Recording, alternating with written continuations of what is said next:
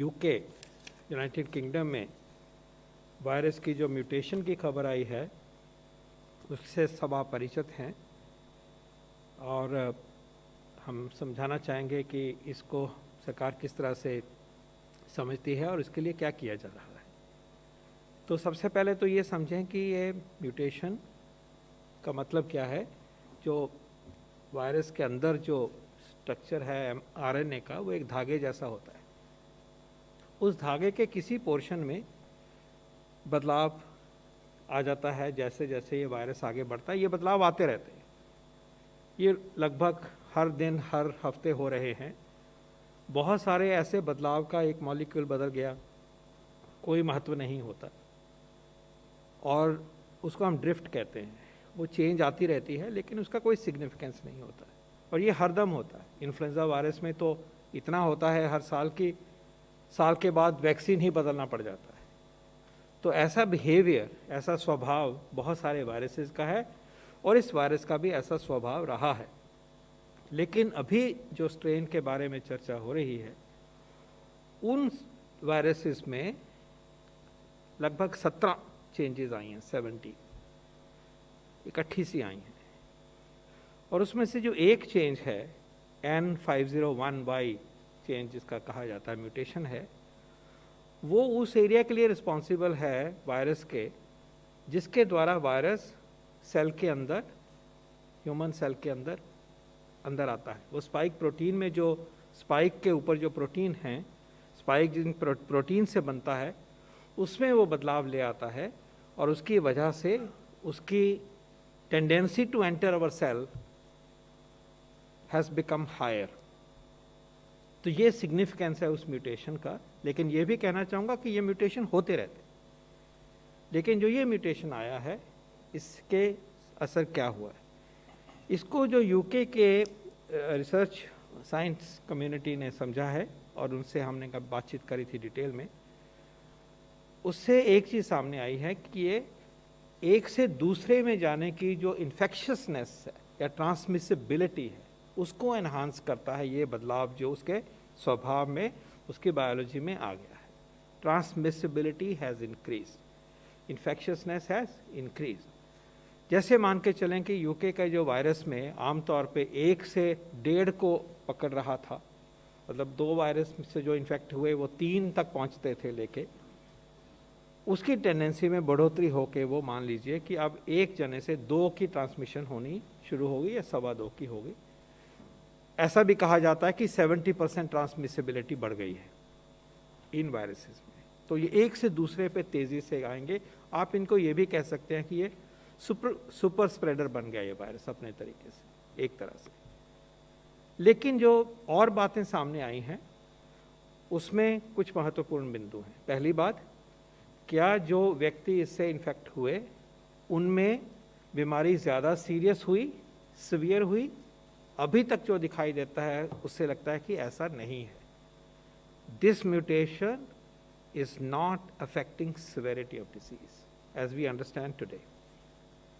Number 2, does it increase the chances of death in that country जहाँ से ये आया, क्योंकि वहीं का ही ये नॉलेज है अभी? The answer is no. So the case fatality rate is not affected by this mutation. Hospitalization is not affected by this mutation. Seriousness of the disease is not affected by this mutation. What is affected is tendency to infect more people. So that by itself is a cause for concern, क्योंकि एक virus कम लोगों को infect करने की ताकत रखता है तो पेंडेमिक में कंट्रोल रहता है। तेज़ी से फैलेगा तो उसका असर ज़्यादा होगा, हेल्थ सिस्टम ओवरलोड होगा और उसके नतीजे अच्छे नहीं होंगे। तो ये एक एडवर्स डेवलपमेंट है, यूके में हुआ, खासकर उनके साउथ ईस्ट वाले पार्ट में हुआ, फिर और जगह पे फैला। तो ये एक तथ्य है जो कि सरकार पूरे तरीके से वॉच कर रही है। हम फॉर्चुनेट हैं कि हमारे देश में बहुत रोबस्ट लेबॉरेटरीज़ का सिस्टम है और वो पहले से ही, शुरू से ही जो हमारे देश में वायरस आइसोलेट हो रहे हैं उनके ये जीनोमिक सीक्वेंसिंग को, जीनोमिक बिहेवियर को, जीनोमिक स्ट्रक्चर को हम सिस्टमैटिकली स्टडी करते हैं। हमने हज़ारों वायरसेस को सिस्टमैटिकली सीक्वेंस किया कि म्यूटेशंस देखें। अभी तक जितनों को भी हमने किया है उनमें ऐसा सिग्नल हमारे देश के वायरसेस में हमने नहीं पाया है। लेकिन क्योंकि अब हम सब जुड़े हुए हैं, पेंडेमिक का मतलब है हम सब सभी जगह पे फैली हुई है, ट्रैवल होते हैं, स्प्रेड होती है, और ये भी फैक्ट है कि कुछ और देशों में कम से कम कोई ना कोई एक दो वायरस मिले हैं, जैसे ऑस्ट्रेलिया में भी ऐसी म्यूटेशन मिल गई, यूरोप के एक आधे देश में भी ऐसे मिल गई। तो हमें वॉचफुल रहना है। उसके लिए जो स्टेप्स लिए दिए उसके ऊपर मैं आता हूँ, लेकिन पहले ये कहना चाहूँगा कि हमारे भारत में लेबॉरेटरीज़ ने अब वायरसेस जो यहाँ आइसोलेट हुए हैं उनकी ट्रैकिंग करी हुई है, और हमें जहाँ तक भी हमारे पास डेटा अवेलेबल है उसमें ऐसा सिग्नल, ऐसी म्यूटेशन हमने डिटेक्ट नहीं करी है। जो म्यूटेशंस डिटेक्ट करी हैं वो इनसिग्निफिकेंट हैं, उसका कोई महत्व आगे तक अभी तक हमने नहीं डिटेक्ट किया।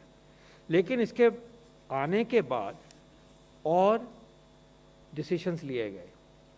एक डिसीजन जो लिया गया वो यूके से आने जाने वाले पैसेंजर्स को आज रात के बाद रोक दिया गया है टेम्परेरीली, और उसके बारे में बात कर सकते हैं अगर उसके कोई सवाल होगा तो।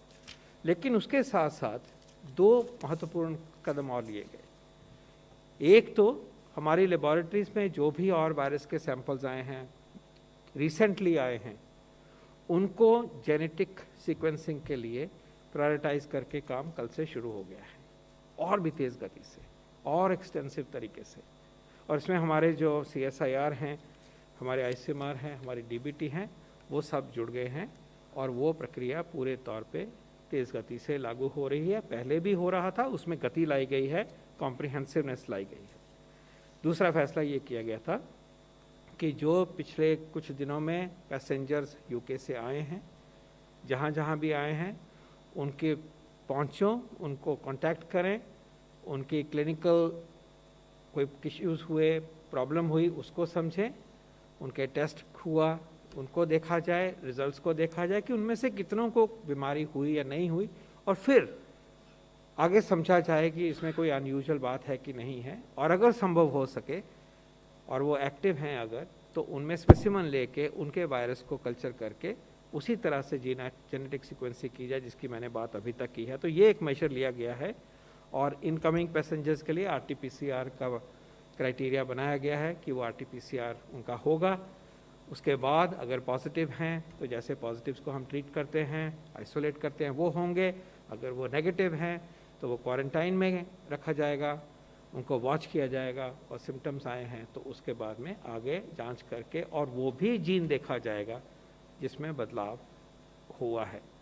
इन short, is this a reason for panic? The answer is no.